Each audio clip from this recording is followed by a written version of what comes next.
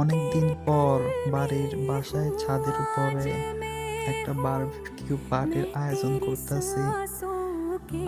প্রথমত কয়লাগুলো সাজিয়ে নিচ্ছি আমার বারবিকিউ যে পাত মেশিন আছে সেখানে।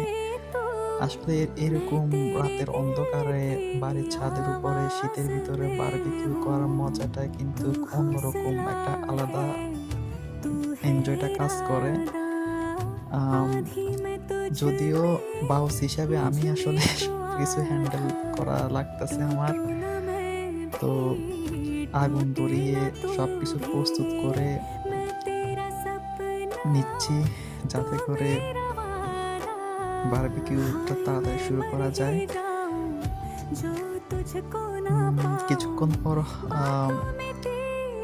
কয়লাতে আগুন ইনশাল্লাহ লেগে যাবে। তো